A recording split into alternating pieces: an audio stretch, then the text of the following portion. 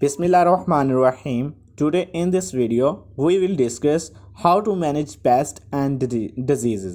So lecture start करने से पहले मेरी सबसे रिक्वेस्ट है, जिन लोगों ने अभी तक मेरा चैनल सब्सक्राइब नहीं किया तो वो जल्दी से मेरा चैनल सब्सक्राइब कर लें और बेल आइकन को ऑन करना मत भूलें। तो हम वन बाय वन देखते हैं कि किस तरह हम जो है इसको कंट्रोल कर सकते हैं। सबसे पहले जो स्टेप है वो है practice good cleaning of equipment and field between season.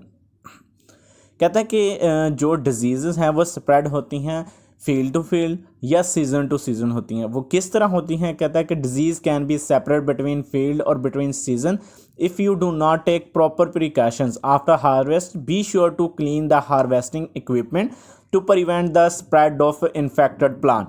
कहता है कि जो डिजीज़ है वो स्प्रेड करती हैं फील्ड टू फील्ड या सीज़न टू सीज़न, उस वजह से जब हम प्रिकॉशंस जो हैं उनको प्रॉपरली जो है अपनाते नहीं हैं। फॉर एग्ज़ाम्पल, अगर हम एक फील्ड में जो है इक्विपमेंट या टूल्स वगैरह यूज़ करते हैं किसी भी क्रॉप को ग्रो करने या हार्वेस्ट करने के लिए, और हम उसको क्लीन किए बिना ही दूसरे फील्ड में उसको इसी तरह यूज़ कर लेते हैं, तो जिसकी वजह से वो उसके अगर उसके ऊपर डिजीज़ के जो स्पॉट्स होंगे वो दूसरी फील्ड में चले जाएंगे और इस तरह डिजीज़ जो है फील्ड टू फील्ड जो है स्प्रेड होती है। उसके बाद रोटोनिंग होता है कि ऐसी क्रॉप होती है जैसे कि हम उसको ऊपर उसका जो अपर पार्ट है उसको कट कर लेते हैं और जो रूट वगैरह होती है उसको ज़मीन में ही रहने देते हैं। इसकी वजह से क्या होता है कि क्योंकि जो डिजीज़ और इंसेक्ट जो है ना वो सस्टेन करते हैं सीजन टू सीजन, इस वजह से क्योंकि वो क्लीन जो उस रूट में होते हैं। It is best to clean the field of any crop and leave it fallow for a few weeks to a few months before planting again। कहता है कि उस जो फील्ड है उसमें दोबारा प्लांटिंग करने के लिए बेस्ट है कि उसको जो फील्ड है उसको कुछ हफ्तों के लिए या कुछ मंथ के लिए उसको वैसे ही खाली छोड़ दिया जाए। सेकंड स्टेप है जिसमें हम कहते हैं use clean seed and resistance varieties. हमने जो सीड यूज़ करना है वो फ्री ऑफ डिजीज़ होना चाहिए। कहता है use short duration and resistance cultivar to decrease insect pest population. कहता है कि जो हमने सीड या रेजिस्टेंस वैराइटीज़ यूज़ करनी है वो शॉर्ट, उनकी जो लाइफ साइकिल या उनका जो ड्यूरेशन है वो शॉर्ट होना चाहिए। इसकी वजह से क्या होता है कि जो इंसेक्ट पेस्ट पॉपुलेशन होती है वो डिक्रीज होती है। In short duration cultivar insect can not compete as many generations so population may not reach damage level। कहता है कि जब शॉर्ट ड्यूरेशन होगी तो इसकी वजह से जो इंसेक्ट होंगे वो compete नहीं कर सकेंगे काफ़ी जनरेशन की वजह से, तो जिसकी वजह से जो डिजीज़ लेवल होगा वो उस डिजीज़ लेवल तक नहीं पहुंच सकेंगे। कहता है कि resistance varieties experience less fading damage on their leaves and stem which means less entry points of bacterial and fungal disease. कहता है कि जो रेजिस्टेंस वैराइटीज़ होती हैं उनमें ऊपर जो लीव या स्टेम के ऊपर जो फेडिंग डैमेज वो कम होते हैं, जिसकी वजह से कोई भी बैक्टीरियल या फंगल डिजीज़ जो है उसकी एंट्री जो है कम होती है। Many varieties have been developed with resistance to different diseases.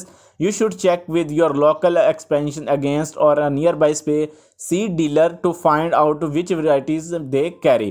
उस कहता है कि काफ़ी सारी डिजीज़ के ख़िलाफ़ जो है रेजिस्टेंस वैराइटीज़ जो तैयार हो गई हैं, और इसके अलावा जो आप है किसी भी जो सीड डीलर है उसके पास जाके आप उनसे चेक करवा सकते हैं कि कौन सी जो वैरायटी है वो डिज़ीज़ के लिए रेजिस्टेंट है।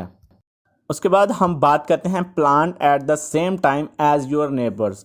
कहता है कि planting at the same time और within a 2 weeks window as the neighbouring field can help to minimise insect disease bird and rat pressures on the individual field. कहता है कि जो प्लांट को करना है अपने जब आपके जो नेबरिंग प्लांट है उसके दौरान ही आपने उसकी प्लांटिंग कर देनी है।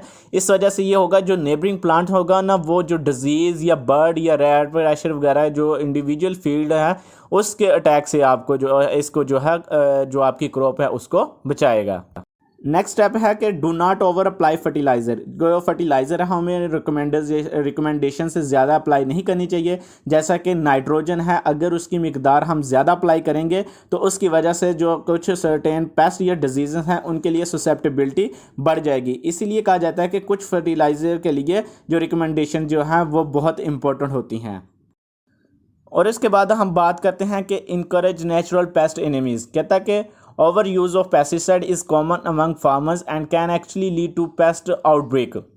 कहता है कि जो पेस्टिसाइड का है वो ओवर हमने यूज़ करना है, कि ज़्यादा मिकदार में यूज़ करना है। ये आजकल फार्मर में जो है कॉमन सी बात है कि जिसकी वजह से वो क्या कहते हैं, जो पेस्ट वगैरह हैं उनकी ग्रोथ, उन पॉपुलेशन को बढ़ा रहे हैं। Natural insect enemies of the rice pest are also killed when pesticides are applied and this can lead to outbreak of other rice insect pest. कहता है कि जो अगर हम राइस की बात करें तो इसमें नेचुरल जो इंसेक्ट एनिमीज होते हैं वो क्या करते हैं कि जो पेस्टिसाइड जब अप्लाई करते हैं तो वो जो राइस के जो इंसेक्ट वगैरह हैं उसको लीड करते हैं, ठीक है। Other ways to encourage natural pest enemies are allowed to plants on the bonds and between fields to flower. Yellow and white flower attract natural enemies. कहता है कि इसके अलावा येलो या वाइट फ्लावर्स जो होते हैं वो क्या करते हैं, जो नेचुरल एनिमीज होते हैं उनको अट्रैक्ट करते हैं। नेक्स्ट स्टेप में हम बात करते हैं कि किस तरह हम, जो कहता है कि प्रॉपर स्टोरेज ग्रेन, कि जो ग्रेन वगैरह होगा उनको अच्छे तरीके से स्टोर करना चाहिए। कहता है कि जो ग्रेन है उसको स्टोर करने के लिए जो मॉइस्चर कंटेंट है वो 13 से 14% जो है लेस होना चाहिए, बिलो होना चाहिए। प्रॉबली इन एन जो कहता है कि एयर टाइट कंटेनर होने चाहिए। Clean the grain before storing so it is free of dust shape and expressive broken grains. कहता कि वो जो ग्रेन्स है वो उस पर कोई डस्ट नहीं होनी चाहिए और वो जैसे टूटे होते हैं वैसे भी नहीं होने चाहिए। The storage area should be clean and have a damp और proof floor and waterproof walls and roofs.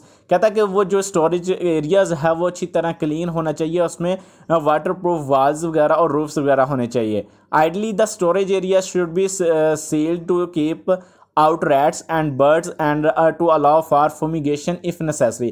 कहता है कि जो स्टोरेज एरिया होता है उसको सील कर दिया जाए ताकि कोई रैट्स या बर्ड वगैरह का अटैक ना हो, और उसके फुमिगेशन के लिए फुमिगेशन भी जो है उसके लिए ज़रूरी है।